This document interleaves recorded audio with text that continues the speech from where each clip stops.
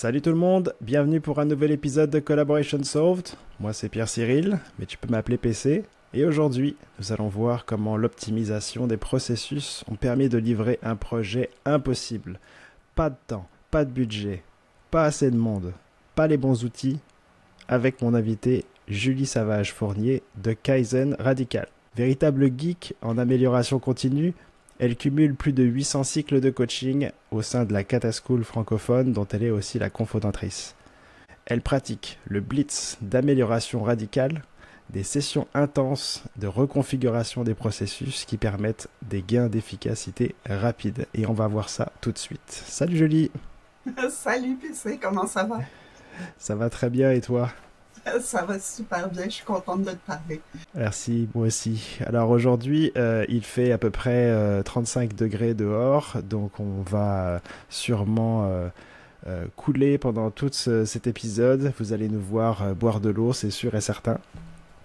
Tu as une super histoire en fait qui t'est arrivée dans le passé. Super histoire pour nous aujourd'hui, mais je pense pas que tu l'aies trouvé drôle quand on te l'a amené il y a quelques années et on t'a refilé un projet impossible. Est-ce que tu peux nous raconter un petit peu cette histoire-là? Oui, en fait, j'arrivais dans un nouveau rôle, j'étais là depuis quelques mois et on changeait totalement la façon de travailler. Donc, nouveau lieu, nouvelle équipe, pas encore bâtie, nouveaux outils de travail. On s'est rendu compte que en déménageant, en adoptant tous les outils, il y avait plusieurs systèmes d'information qui étaient reliés, qui n'avaient pas pu être testés avant l'ouverture. En tout cas, ils avaient été testés individuellement, mais pas ensemble.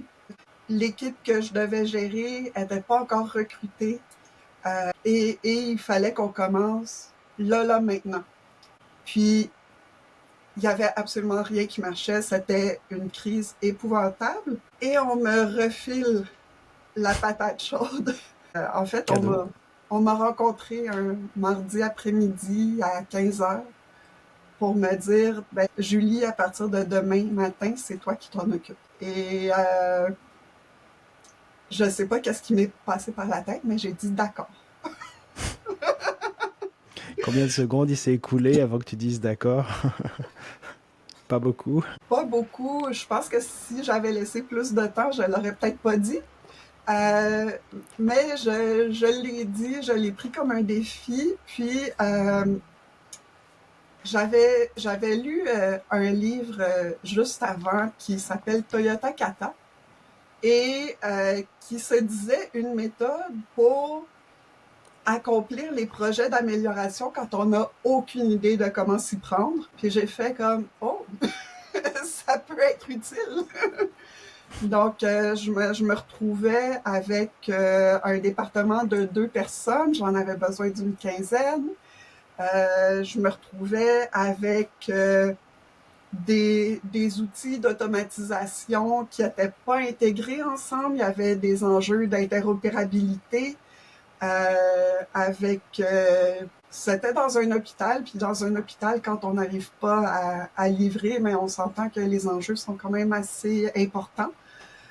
Avec des médecins qui me disaient on veut revenir au format papier, avec des infirmières qui me disaient mais quand est-ce qu'on revient au format papier? Et moi qui me disais mais si on revient au format papier, c'est mort parce qu'on sera jamais capable de gérer le volume dont on a besoin avec un format papier. Donc, je me suis dit, bon, on n'a pas le choix, on va se retrousser les manches, puis Hmm. on va commencer cette technique-là du kata d'amélioration, mais premièrement, on doit se donner un défi ambitieux. Ça, c'était correct qu'on me l'avait donné. La deuxième étape, c'est de connaître la situation actuelle. Donc, plutôt que de me lancer dans l'action tout de suite, j'ai commencé à observer qu'est-ce qui se passait. C'était quoi les problèmes, puis à vraiment prendre des notes, le documenter. Ensuite, on se fixe une première condition cible. Donc, on découpe notre problème en une plus petite bouchée. Puis ça fait vraiment du bien parce que après ça, on est capable de se focusser sur un objectif que c'est un peu plus facile de croire possible que le défi au complet. Mhm. Et ensuite, on fait des expériences. Puis, c'est, c'est fou. Souvent, on dit de cette méthode-là qu'il faut aller lentement pour aller vite.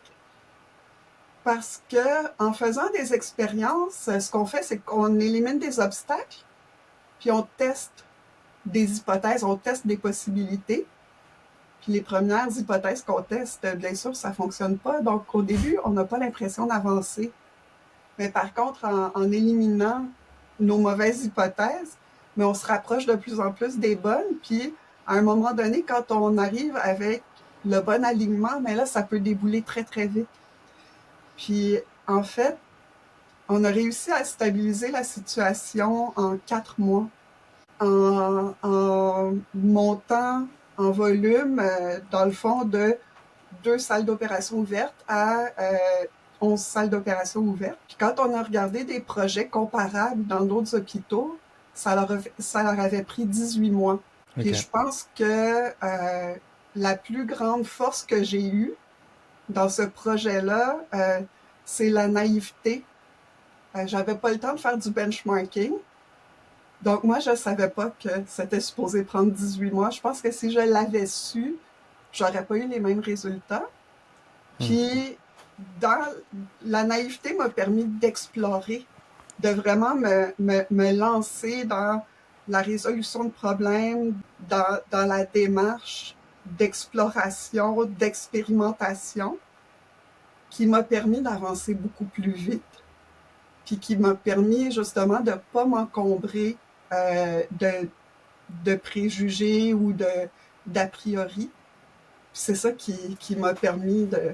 Ben, en fait, c'est Mark Twain ou je sais plus si c'est Mark Twain ou JFK qui a dit ils ne savaient pas que c'était impossible, alors ils l'ont fait. Donc, je pense que des fois, être totalement naïf et inconscient de l'impossibilité de ce qu'on nous demande, ben, ça nous permet de le réaliser pour vrai.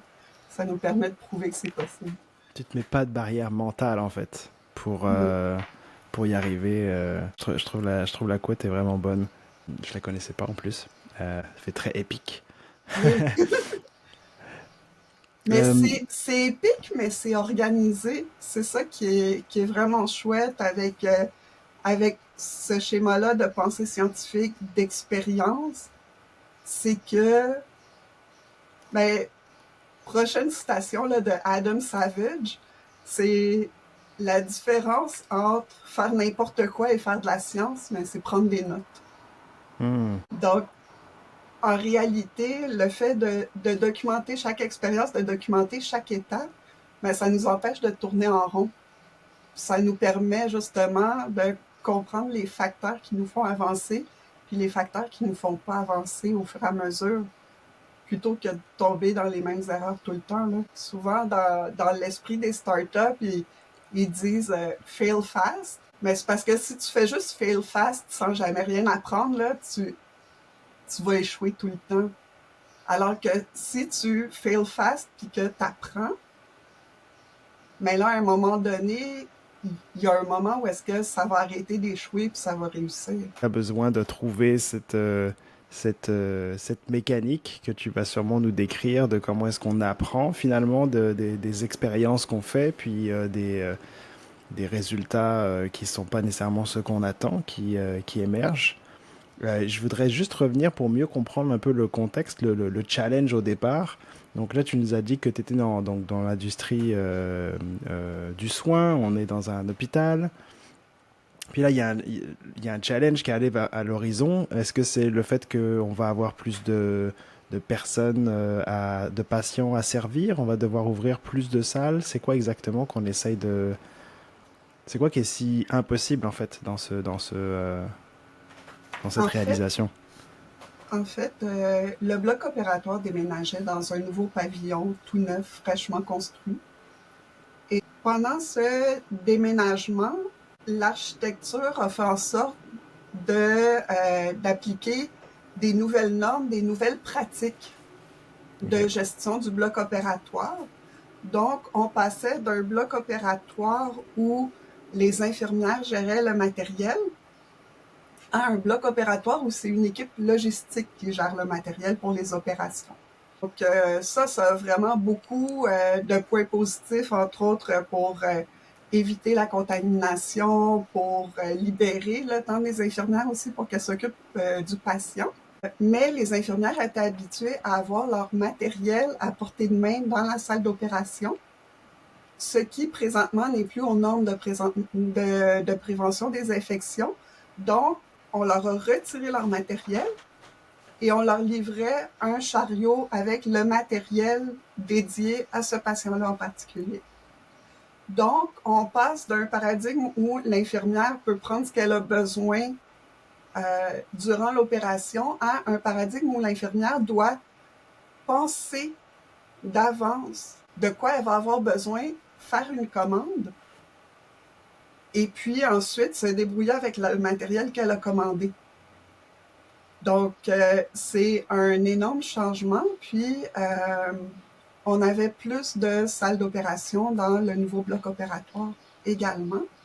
Donc, on augmente le volume. Les horaires des infirmières sont différents étant donné qu'elles ne s'occupent plus du matériel. Donc, en fait, c'est une grosse gestion du changement. Puis, pour arriver à le faire, mais c'est un processus qui fait intervenir beaucoup de gens. Puis, il y a beaucoup de possibilités d'erreurs. Donc, au départ, les commandes de matériel n'étaient pas exactes parce qu'il y avait des choses qui avaient été oubliées, il y avait des choses qui avaient été mises en trop. On n'avait pas tout le matériel sous la main parce que quand le matériel était à l'intérieur des salles d'opération, on n'avait pas accès pour aller compter les inventaires. Donc, on ne savait pas exactement quel matériel on allait recevoir dans le nouveau pavillon, qu'est-ce qui allait manquer. Le personnel, en fait, dans la gestion de projet et tout ça, le personnel n'avait pas pu être engagé. Donc, c'est ça, on se retrouve à ouvrir le bloc opératoire, puis à ne pas avoir assez de personnes en logistique, à avoir des infirmières qui essayent de récolter leur matériel elles-mêmes dans l'entrepôt, mais c'est un entrepôt qui est organisé d'une façon logistique, avec un carrousel, avec un système de gestion d'entrepôt. C'était un petit peu... Il y avait une grosse gestion de changement à faire, puis toutes les pièces du puzzle étaient là, mais elles ne s'emboîtaient pas vraiment bien. Il y en a qui sont cachés, il y en a qui sont l'une en dessous de l'autre. Ouais. Il y en a qui sont mélangés ensemble. C'est ça. Il y a eu quand même un gros travail. Puis aussi, l'aménagement de l'entrepôt avait été fait dans une logique d'entreposage, pas dans une logique de soins. Donc, on avait, par exemple, regroupé toutes les seringues ensemble. Mais là, la seringue pour une spécialité chirurgicale, elle n'est pas pareille que la seringue pour l'autre spécialité chirurgicale. Donc, une des étapes qu'on a fait, ça a été de séparer le matériel par spécialité pour que ça se retrouve près des salles de ces spécialités-là. Donc, on a eu énormément de travail à faire en très peu de temps parce que la situation initiale, c'était que sur les chariots, il y avait à peu près 50% du matériel qui était requis. Puis à cause du manque de matériel, on annulait des chirurgies. Puis ça, c'était totalement inacceptable. Et ben, ça nous a pris 4 mois à nous rendre au moment où on avait 97% du matériel requis sur les chariots et 0 chirurgie annulée à cause du matériel. Puis, il y a eu énormément de travail à faire, énormément d'apprentissage à faire aussi parce que les infirmières, là, elles savent pas comment... elles connaissent pas le code du produit. Puis les gens de logistique... C'est pas leur travail. C'est pas leur travail, mais les gens de logistique, ils travaillent avec le code de produit. Puis ils travaillent avec le nom officiel du produit. Mais l'infirmière, elle appelle, elle demande la clip bleue. Mais c'est parce que moi, j'en ai 20 clips bleues dans mon système, puis elle s'appelle pas clip. Je peux pas faire une recherche avec clip bleu. Donc, il y a eu énormément de travail à faire, de traduction et tout ça. Une des solutions qu'on a trouvées, c'est d'avoir un deuxième champ de nom de produits où on inscrivait le nom que les infirmières donnent aux produits, hein, parce Comme que le surnom du produit, si on le veut. surnom du produit, parce que, tu sais, la boîte rouge, c'est un compte aiguille, puis la poire à dinde, ben, c'est une succion, puis Ouais. donc les infirmières, elles connaissent le produit visuellement, elles sont capables de le décrire, de dire à quoi ça ressemble. Mais nous, dans le système, on cherchait avec des codes de produits puis des noms officiels. Ça fonctionnait pas du tout, là. Ouais. Euh, Énormément d'enjeux, j'imagine que ça a dû, le niveau de frustration de toutes ces personnes qui étaient prises avec ce changement, elles n'ont rien demandé, les conditions doivent changer, puis elles doivent changer avec ça, puis on leur change leur matériel de place, on leur change leurs équipements, on leur dit qu'il y a plus de salles ouvertes, donc tellement de paramètres, tout change en fait finalement quasiment, sauf leur cœur de métier, les soins qu'elles doivent prodiguer, puis les actions qu'elles font au quotidien, tout change. Là, tu disais que au bout de 4 mois, vous étiez arrivé à un certain résultat. Euh, Combien d'expériences est-ce que vous avez fait pendant ces 4 mois-là? On a fait plusieurs expériences par jour pendant Ok. 4 mois. Vous avez expérimenté un micro-changement et comme tu vas sûrement nous décrire un petit peu comment ça se passe une expérimentation, comment est-ce qu'on apprend de l'expérimentation. Mhm. On expérimente, mais surtout il faut qu'on apprenne pour pouvoir choisir si on continue ou si on change. Ouais. Donc il y a un taux quand même assez élevé. Est-ce que vous étiez à plusieurs expériences par jour, tous les jours, pendant 4 mois? C'est pas tous Ou ça les jours c'était qu'on... comme le top Ouais, il y a des journées où on a fait énormément d'expériences. Il y a certaines expériences qui ont duré plusieurs journées aussi. Par exemple, pour corriger les bons de commande de matériel pour les chirurgies, mais à un moment donné, j'ai assigné quelqu'un à regarder tout le matériel qui nous était retourné, qui n'avait pas été utilisé dans la chirurgie, et à faire une liste de ce matériel-là avec c'est quelle commande, c'est quelle chirurgie, quel matériel a été retourné, puis quel matériel a été demandé en plus. Puis c'est à ce moment-là qu'on a pu commencer justement à corriger les bons de commande des infirmières en leur disant bon, mais là, tu m'enlèves ce scalpel-là parce que c'est pas celui-là que tu voulais utiliser. Le bon code, c'est celui-là. Donc, il y a eu beaucoup, beaucoup d'ajustements comme ça qui ont été faits. Puis, vraiment, en regardant le différentiel entre ce qui n'est pas utilisé et ce qui est demandé en plus, on a réussi à corriger beaucoup les bons de commande à la source. On a fait une autre expérience là-dessus aussi qui était de demander aux infirmières de surligner en jaune ce qui n'était pas le matériel dont elles avaient besoin, surligner en orange ceux où ils n'avaient pas le bon nombre, puis de surligner en vert ceux qu'elles n'avaient pas reçus mais qui étaient sur la commande. Hmm. Puis en analysant justement les commandes à travers le temps, ben, c'est comme ça qu'on a réussi à régler les causes de chacun des problèmes. Puis c'est comme ça qu'on s'est rendu compte que ben il y a du matériel qui est utile pour tel type de chirurgie dans, par exemple, 10% des cas, mais qui est commandé dans 100% des cas. Donc, ça nous a permis Ouais. de trouver d'autres solutions, de trouver des façons euh, de, de donner ce matériel-là différemment. Donc, à un moment donné, on a fait des kits. On demandait, mais pourquoi vous demandez 25 éponges? D'habitude, vous en utilisez 5.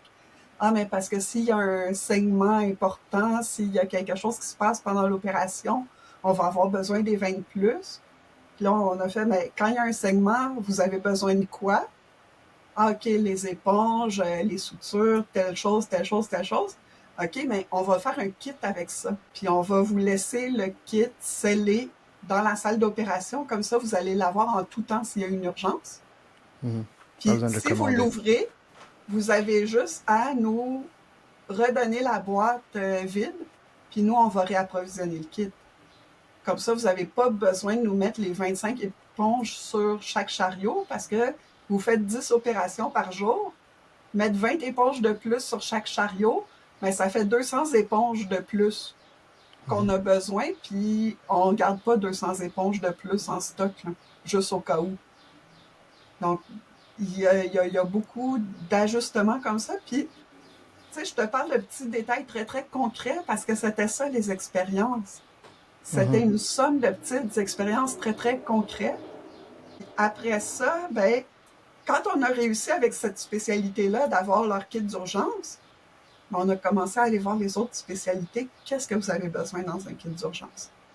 De quoi vous avez besoin s'il y a quelque chose qui se passe pas comme prévu? Ah, vous savez. Puis au début, elles essaient de nous faire une liste, ça fonctionnait pas. Prochaine expérience, Madame l'infirmière, on te donne un bac, va-t'en dans l'entrepôt, mets dans le bac tout ce que tu as besoin. C'est quelqu'un de la logistique qui va trouver les codes de produits puis qui va s'assurer qu'on ait documenté ce que tu as besoin. Donc, de Mhm. trouver des nouvelles façons de travailler ensemble. Parce que l'infirmière, pour elle, c'était presque pas d'effort là, de juste aller dans l'entrepôt, prendre tout ce dont elle avait besoin. Mais quand on lui demandait de nous donner une liste dans Excel, là, c'était comme tellement loin de sa façon de travailler. Mhm. Puis en plus, avec des codes de produits, elle avait aucune idée. Elle avait même pas accès, en fait, au système d'information où elle pouvait chercher les codes de produits la plupart du temps. Ouais. Donc là, vous avez comme ça a révélé en fait plusieurs, j'allais dire des dysfonctions, mais c'est pas nécessairement des dysfonctions, c'est un fonctionnement en fait finalement qui n'était pas adapté à grandir, qui n'était pas adapté à se modifier, à changer, parce que bah, certaines portions d'informations n'ont jamais été partagées parce qu'ils n'ont jamais besoin d'être partagés. Le code produit, il n'a pas vraiment besoin d'être partagé à cette personne-là, donc on ne le partage pas juste pour le fun, on le partage Mm. juste pas. Mais si on change le process, puis qu'à partir du moment où on te demande le code produit, ben, je ne le connais pas. Pas parce que je suis une mauvaise personne, mais j'y ai jamais eu accès, donc je ne peux pas connaître cette information-là. Mm.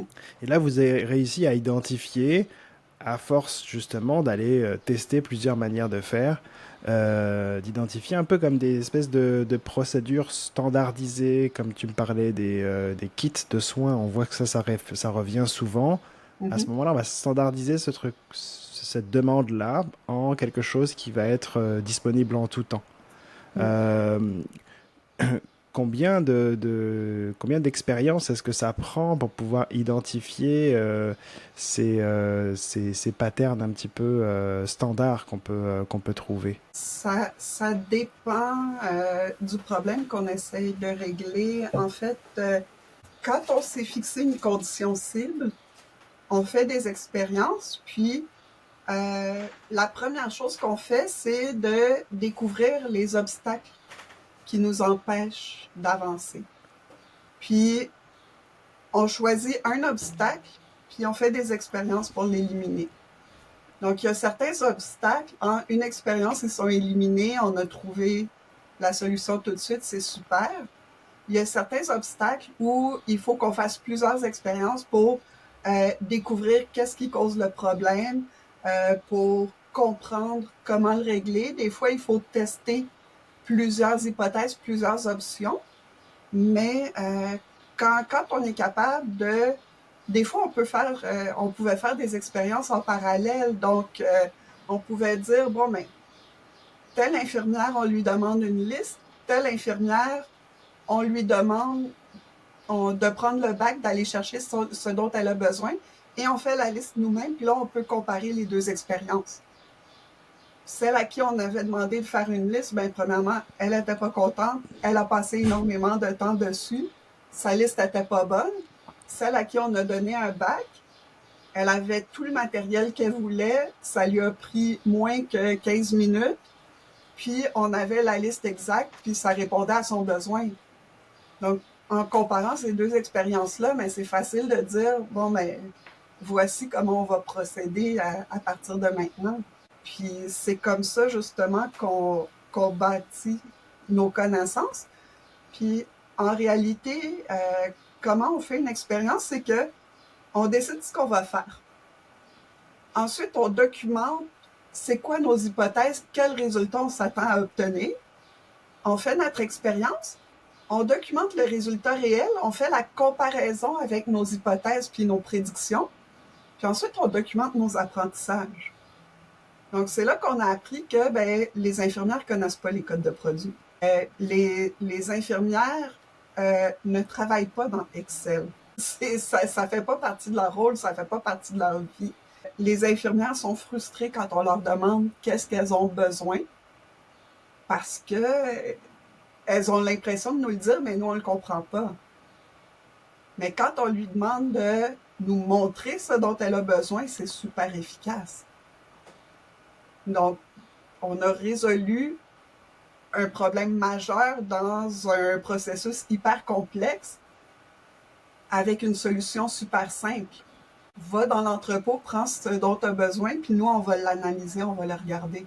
Puis en plus, ça nous permettait d'utiliser les forces de chacune des personnes. Les logisticiens, c'est leur rôle de gérer le matériel. Les infirmières, c'est leur rôle de soigner. En réalité, elles savent exactement ce dont elles ont besoin, elles n'étaient juste pas capables de nous le communiquer. C'est avec des petites solutions simples comme ça, mises une à côté de l'autre, qu'on a fini par résoudre des problèmes extrêmement complexes. Alors que quand on est juste dans une salle de réunion à discuter du problème, sans l'essayer, on n'aurait peut-être jamais trouvé cette solution-là. Parce que dans les salles de réunion, la façon dont ça se déroulait, c'était « Oui, mais je vous l'ai dit, ce dont j'avais besoin. Oui, mais non, tu ne nous l'as pas dit parce que tu ne nous as pas donné le code produit. » Puis ça tournait en rond, là. Alors qu'on avait juste besoin d'aller sur place, d'essayer des choses, puis de trouver ce qui marche, là. C'est ça, une expérience. Je reprends l'exemple que tu donnais sur l'entrepôt, ok, qui est super parlant. L'obstacle que vous aviez, le problème que vous essayez de régler, c'était que le nouveau processus de demander le code produit, ça fonctionnait pas entre les deux interlocuteurs. C'est bien ça? C'était ça l'obstacle que vous essayez de sauter. Donc pour ça, vous avez essayé de faire plusieurs expérimentations. Tiens, et si on leur demandait de surligner, je ne sais plus exactement si c'était le bon truc, et si on leur demandait de surligner, et si on leur demandait d'aller se servir tout seul, et si on leur demandait le surnom de l'outil qu'ils cherchent, etc., etc. Donc ça, c'est la somme de toutes les petites expériences que vous avez testées, si j'ai bien compris, pour finalement, au bout d'une... je ne sais pas combien d'itérations, peut-être une dizaine d'itérations ou plus, trouver celle qui donne le meilleur résultat, qui est la plus simple, qui abaisse le plus les frustrations. C'est bien ça? Trouver comme un peu la solution idéale. Oui, puis ça nous a permis de nous faire passer de les gens qui nous empêchent de travailler parce qu'il n'y a rien qui fonctionne à on pourrait plus jamais se passer de vous. Puis en fait, moi, pendant tout ce temps-là, j'avais pas l'impression de faire quoi que ce soit d'exceptionnel, là. Parce qu'on faisait juste une petite expérience à la fois, là. Tu sais, quand tu vois un bac avec une vingtaine de fournitures médicales dedans, t'as pas l'impression de faire une innovation incroyable, là. Mais après ça, il y a des hôpitaux de partout au Québec qui sont venus voir comment on s'était débrouillé. C'est là que je me suis rendu compte que à force de faire des petites choses, on a fait quelque chose de grand. Hein. Il y avait quelque chose qui était intéressant dans ce que tu disais par rapport à la discussion. Okay. On en discute dans une salle, puis on n'est pas capable de trouver la solution. On fait juste jeter des mots en l'air. En fait, on est en mode hypothèse. Et c'est là que les frustrations peuvent monter de plus en plus, ou en tout cas, les camps peuvent se former, des clans. Chacun a la meilleure solution. C'est toujours comme ça. Hein, j'ai l'impression que l'être humain est super bon pour trouver des solutions et que chacun a la meilleure. Comment est-ce que vous avez fait pour garder le contrôle et garder, comment dire, la tête hors de l'eau après 4 mois et plusieurs centaines, j'ai pas fait le calcul exact, mais vous étiez à plusieurs centaines d'expérimentations. Ça fait un paquet d'obstacles, ça fait un paquet de paramètres à conserver. Comme tu disais, il faut, entre les deux, il faut noter. C'était quoi votre système pour garder cette information-là, garder la tête froide et garder un peu l'approche scientifique et pas perdre le fil? En fait, dans l'amélioration continue, on fait une boucle d'expérience. Quand on trouve la bonne méthode, on standardise la méthode. Quand on a trouvé justement qu'il y avait des surnoms pour les objets, mais j'ai donné la tâche à quelqu'un d'essayer de trouver le plus de surnoms possible, puis à chaque fois qu'on en trouvait un nouveau, de le noter, puis de l'intégrer dans le système d'information, d'intégrer les surnoms dans la base de données.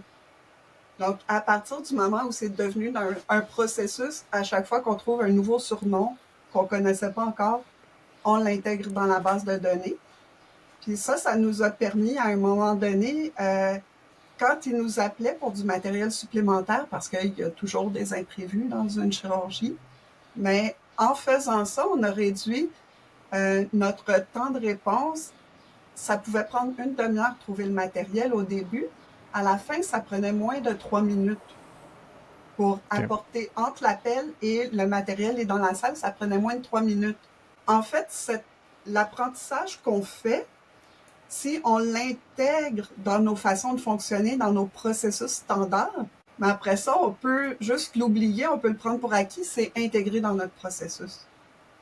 Puis ça, c'est une étape qu'on oublie souvent. Par exemple, on fait le post-mortem d'un projet, on apprend plein de choses, mais on oublie l'étape d'intégrer ces apprentissages-là dans notre processus. Quand on le fait, après ça, on n'a plus besoin de se soucier de cette situation-là parce qu'on a déjà mis quelque chose en place pour le régler en continu.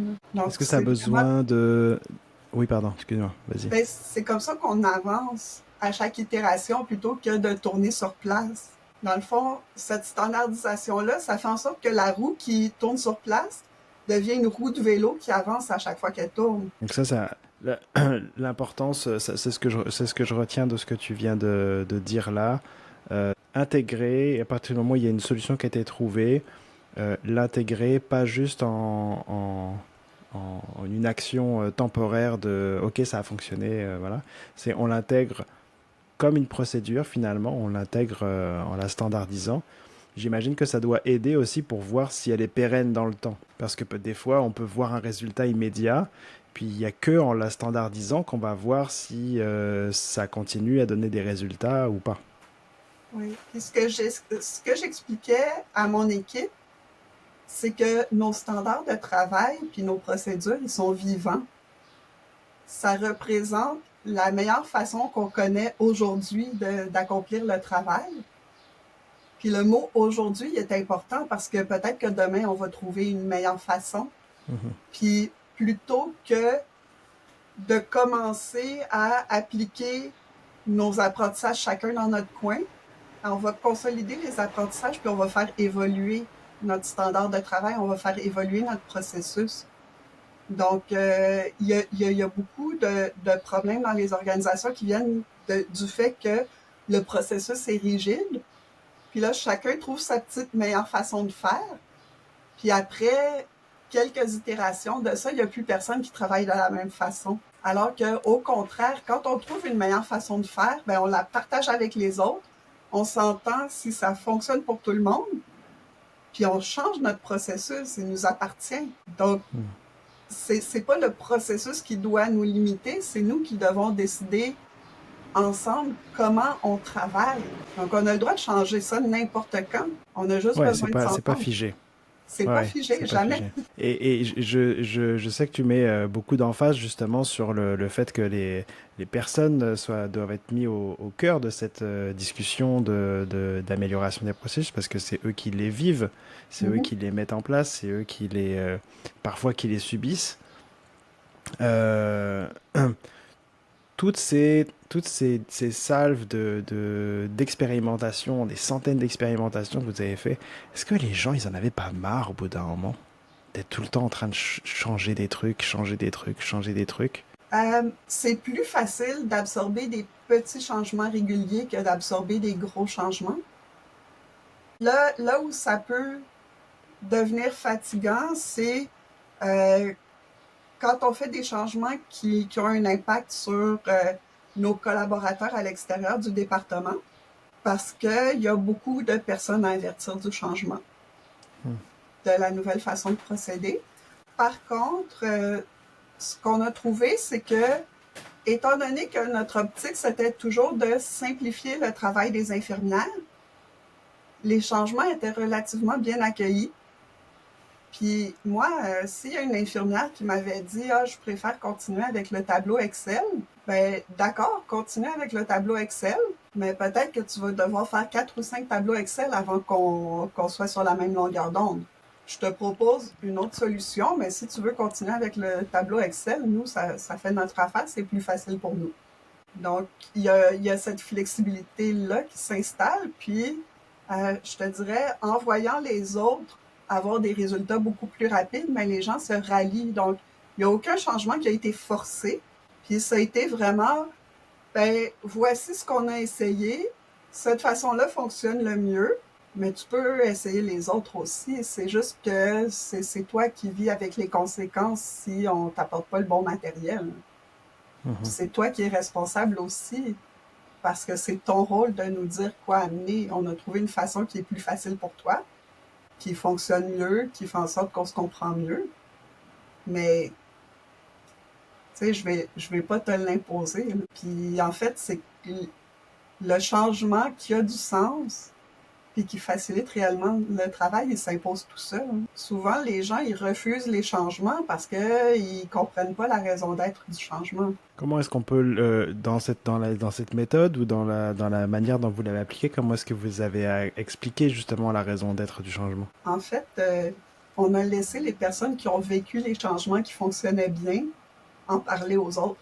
Moi, j'avais pas besoin de convaincre l'infirmière de changer sa méthode de faire parce que sa collègue allait lui dire dans la salle de lunch, hey, j'ai travaillé d'une nouvelle façon avec la logistique, là, ça allait vraiment bien. Puis ça fonctionne beaucoup mieux en termes d'influence d'avoir une infirmière qui dit, ouais, ça, là, le nouveau truc que la logistique m'a proposé, ça fonctionne bien.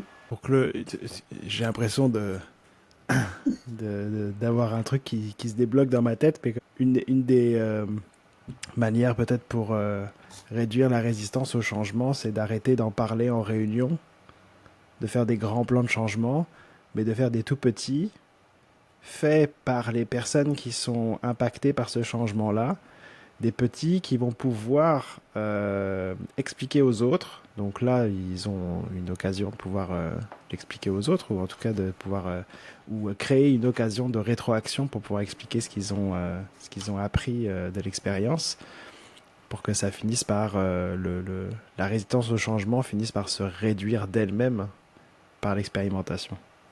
Oui, parce qu'après ça, on n'a plus des opinions, on a des faits. Puis les faits parlent beaucoup plus que les opinions. C'est aussi simple que ça, tu sais. On peut passer 3 heures à parler de la meilleure façon de faire quelque chose. Puis là, on est deux, on a deux opinions différentes. Ou bien on se dit, OK, pendant la prochaine semaine, tu essayes la tienne, j'essaye la mienne. Puis on se rencontre dans une semaine pour voir qu'est-ce qu'on a appris. Puis après ça, mais, tu sais, nos opinions, elles étaient basées sur nos expériences précédentes, qui sont pas forcément les mêmes que la situation qu'on voit présentement. Elles sont basées sur nos hypothèses, qui sont pas toujours validées. Elles sont basées sur nos expertises, qui sont différentes. Mais là, si on l'essaye vraiment, puis qu'on se parle de ce qu'on a appris, parce que, tu sais, dans le secteur public, là, on aime ça, résoudre des trucs avec des comités. Mais un comité, c'est quelque chose qui parle pendant 2 heures, une fois par mois, de quelque chose que personne dans la pièce a jamais vu en vrai. Comment on peut Pas que dans le secteur public, hein, je te rassure. Comment on peut espérer régler un problème de cette façon-là? Alors que ça pourrait prendre 1 heure d'aller sur place, de faire un prototype, d'essayer, de faire une preuve de concept, ou d'en faire 3 si on a 3 options, puis de découvrir avec un test laquelle est la meilleure. Puis après ça, il n'y a plus de discussion possible. On l'a tous vu, il y en a une qui est meilleure que les autres. Ou on l'a tous vu, les 3 sont équivalentes, on peut prendre n'importe laquelle. Ça change rien. On peut se sauver des heures de discussion dans une salle de réunion qui n'a pas de fenêtre, avec des gens qui regardent leur courriel parce que ça les intéresse pas. Une belle économie de gaspillage de temps de personnes qui pourraient faire plein de trucs. J'ai je suis en train de me dire, mais si vous voulez vérifier si la Terre est plate, arrêtez d'en parler sur Internet, allez juste faire le tour, puis vous allez bien voir si vous allez tomber. Sinon, faites juste le tour de la Terre, puis on se retrouve de l'autre côté. Mm. Puis Mais c'est drôle, ouais, mais les conspirationnistes qui commencent à faire des expériences pour voir si la Terre est plate, ben, quand ils se filment, on se rend compte que ben, toutes leurs expériences prouvent que la Terre est ronde, en fait. après, est-ce qu'ils gardent le même discours? Ça, c'est bon. Des fois, c'est un peu la nature humaine, hein. Mais ça vaut le coup d'expérimenter pour vérifier des hypothèses. Mhm. Là, tu nous as donné comment dire, plusieurs clés sur le fonctionnement de la mécanique, de comment est-ce on comprend quel est l'obstacle qu'on essaie de sauter, puis comment est-ce que plusieurs expérimentations permettent de trouver une solution. Puis une fois qu'on a trouvé cette solution-là, implantez-la dans un processus standardisé, rendez-la finalement concrète et pérenne pour bénéficier finalement de la solution long terme. Et surtout, rendez pas ça figé. Gardez le processus vivant et continuez à garder un œil dessus, continuez à rester impliqué pour l'améliorer ou finalement ne plus s'en servir si jamais il a pu lieu d'être. Mhm. Merci Julie. Ben, ça fait plaisir. Je me demande si les personnes qui nous écoutent aimeraient te rejoindre ou en savoir un petit peu plus sur ce que tu fais, où est-ce qu'ils pourraient te contacter? Ils peuvent me contacter par mon profil LinkedIn, par le site web de mon entreprise, kaizenradical.com.